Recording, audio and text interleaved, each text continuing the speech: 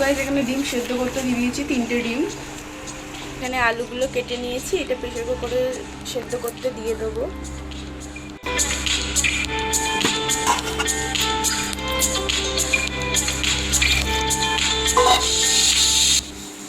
এখানে আমি ডিমের চপের ব্যাটারটা তৈরি করে নেব। এখানে বেসন নিয়ে নিয়েছি, সামান্য হলুদ দিলাম আর সামান্য নুন দেব, আর জল দিয়ে ব্যাটারটা ভালো করে গুলে নেব।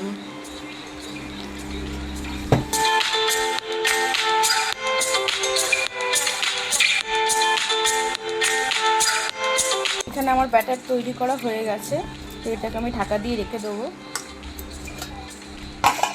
ডিম আর আলু সেদ্ধ হয়ে গেছে, ভালো করে খোলাগুলো ছাড়িয়ে নেব।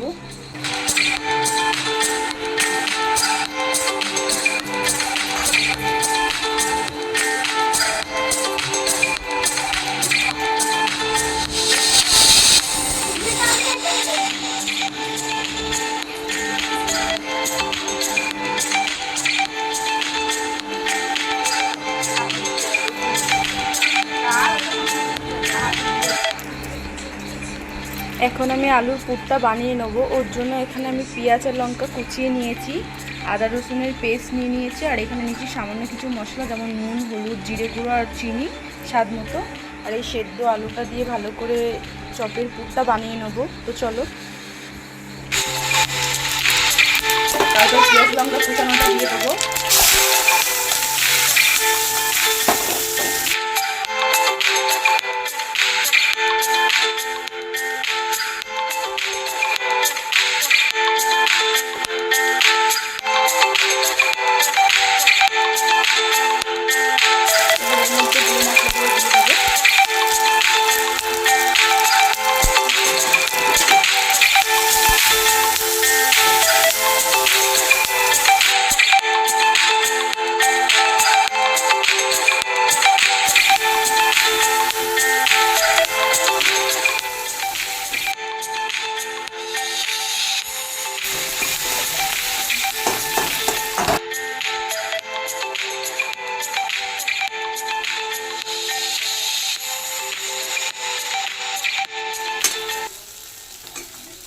এখানে আলু ঠান্ডা হয়ে গেছে, আলুর পুরটা, এখানে ডিমগুলো কেটে নিয়েছি।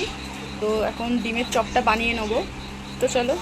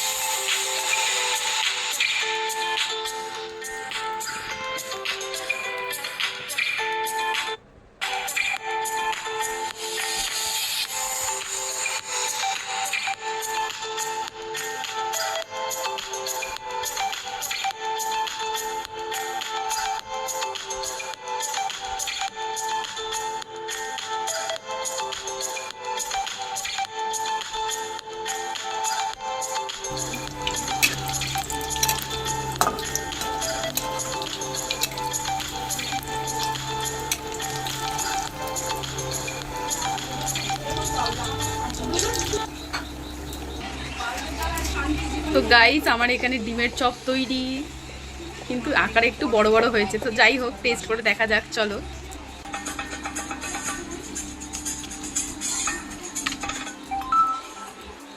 কেমন হয়েছে? ভালো হয়েছে।